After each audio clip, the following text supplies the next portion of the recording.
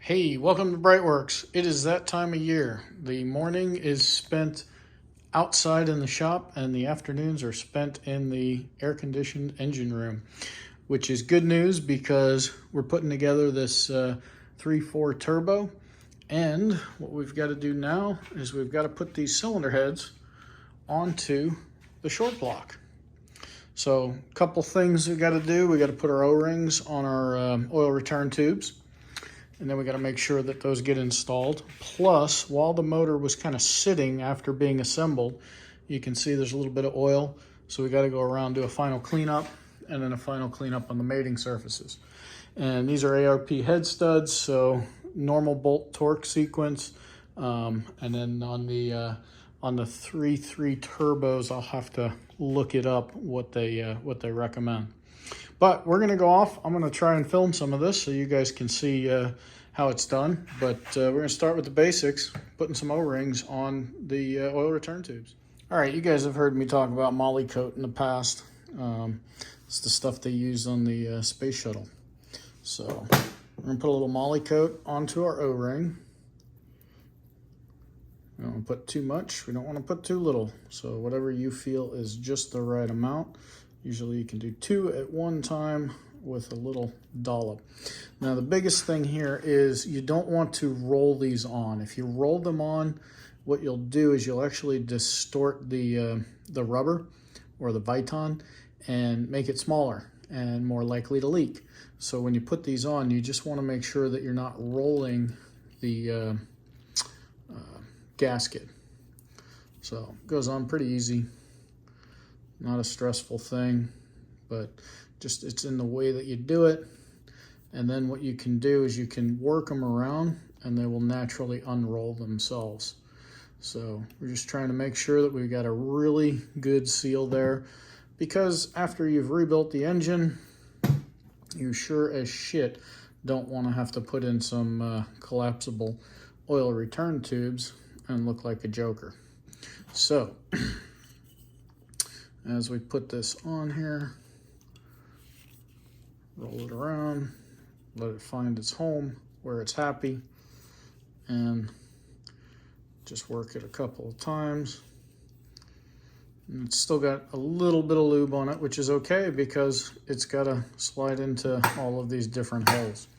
So that is prepping the oil return tubes. Always make sure whenever you get any kind of hose or pipe or whatever, you blow through it to get out anything that might be in there. These pretty easy to look down, make sure there's no detritus inside the tube.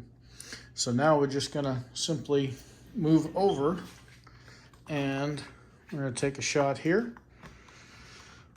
Like I said, it's the summertime, so anything that can fit in the air-conditioned area is in the air-conditioned area.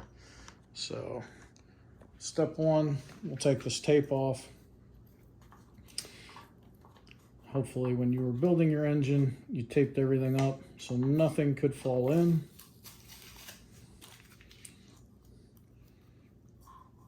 Once you got moly coat on your fingers, it gets a little bit harder to do this.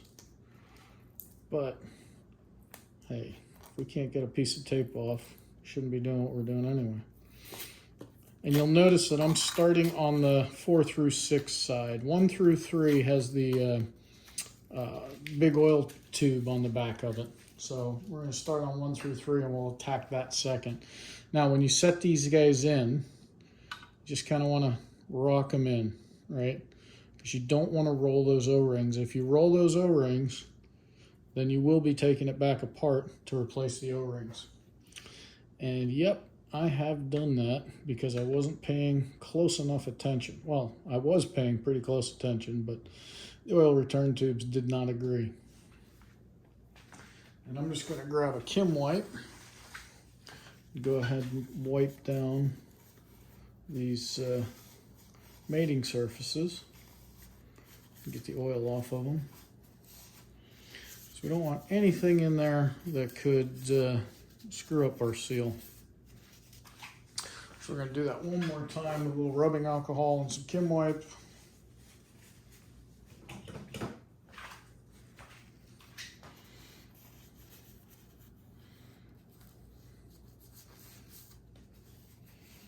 I don't really see anything of concern. I'm just more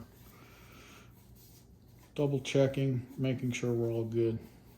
You'll notice that I've got the motor set at TDC for 1 and 4.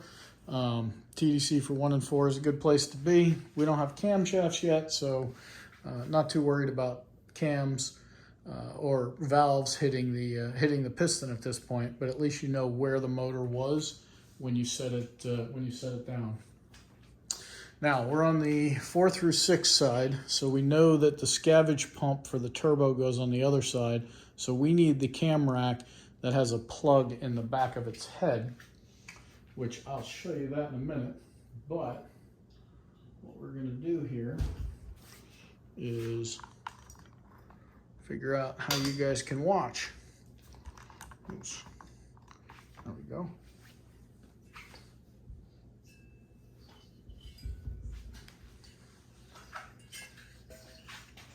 Okay, so now we come in with our cam rack. I'm looking down for some alignment holes. And then you also got to move your oil return tubes. And then she kind of sits down in, but you got to get these O-rings in here without rolling them. Because as soon as you roll them and you realize you got to take this thing back apart, it is not any fun to be done and realize you missed that. There we go. All right, so show you what we're talking about. When you look down here, you should see the green Viton O-ring, and it should be the same size all the way around. No gaps. And then you can also look at the bottom. Right, so you look down here and you say, okay, there's no gaps. And then last but not least, you look up in this direction and you say, oh, okay, perfect. They're not rolled. We're happy with that. And we can move on to the next step. So the next step is to get the ARP hardware, and then we'll get all that set up. All right, so the hardest thing about this next part is making sure that you don't double up on your washers, and then coating everything with the ARP Ultra Torque fastener lubricant. But what we're going to do is we're going to use a long screwdriver, and that is going to aid our process of putting the washers on. Because the washers don't really need any special treatment. So we'll grab 4 washers. Each cylinder has 4 studs. So we're going to just go ahead and get our washers in there. There's 1, 2,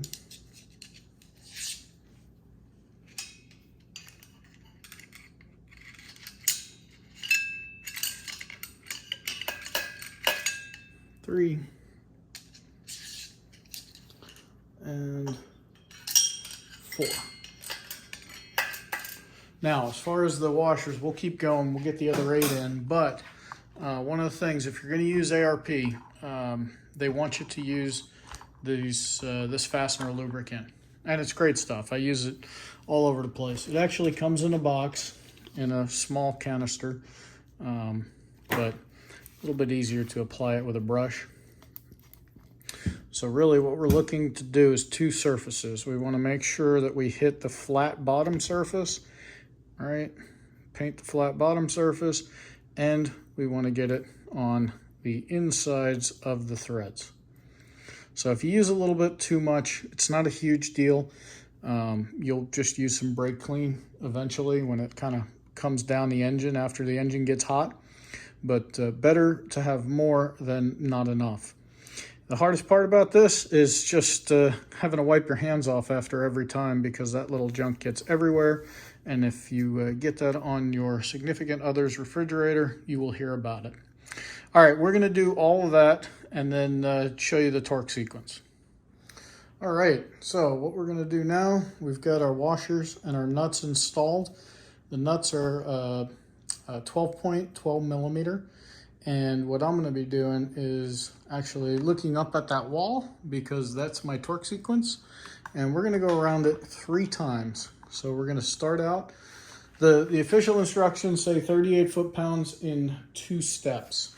So we're gonna go 20, 38, and then we're gonna check them again at 38. So following our little map on the wall up there, we're gonna start in the bottom left of cylinder 5. And take that guy to 20 foot-pounds.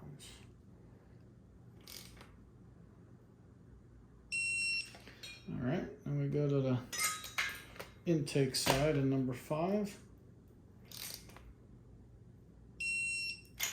And again on the intake side of number 5.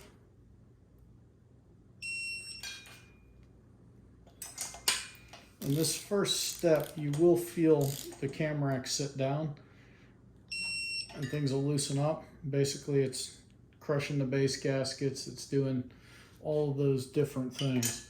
So there's a good reason you retorque these guys after 50 miles on the engine. A lot of stuff to move around. But yeah, I had all these hand tight, and as soon as we tightened down that first one, all the other ones kind of loosened up. So we're on number 7 now. This is 8, top of number 6 cylinder. And the good news is ARP sends you a map. They send you the torque map.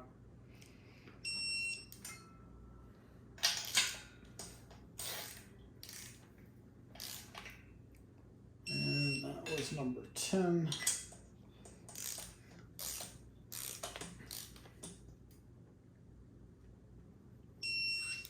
Number 11. And number 12. Okay, so now we need to up our torque to 38 foot-pounds. Oops.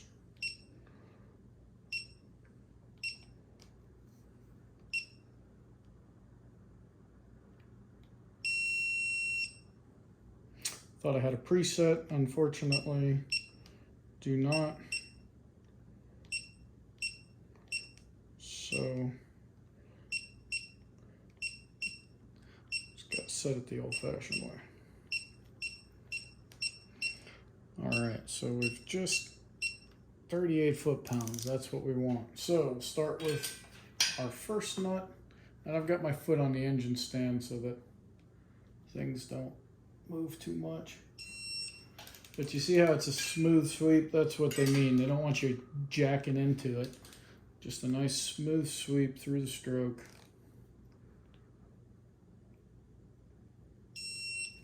That's 2.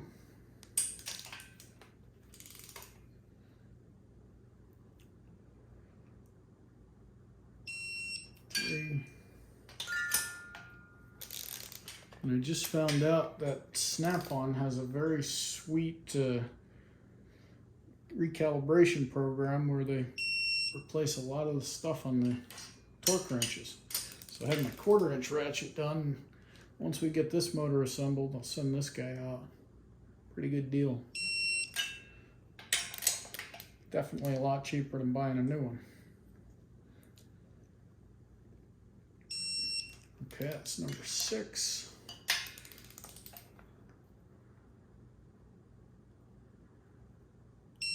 Number 7.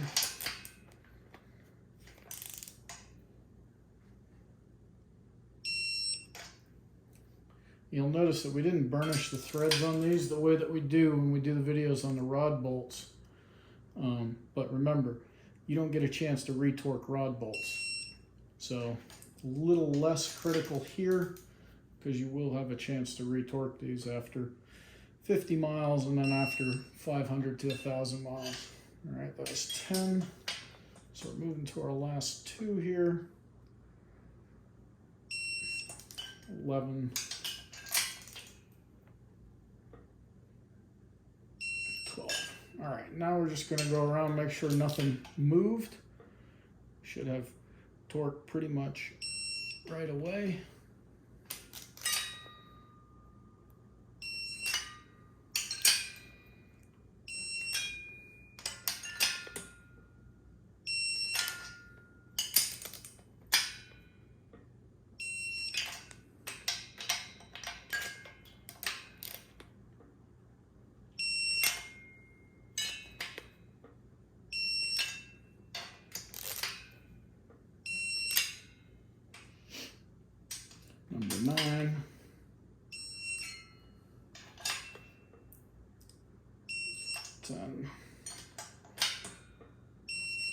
11,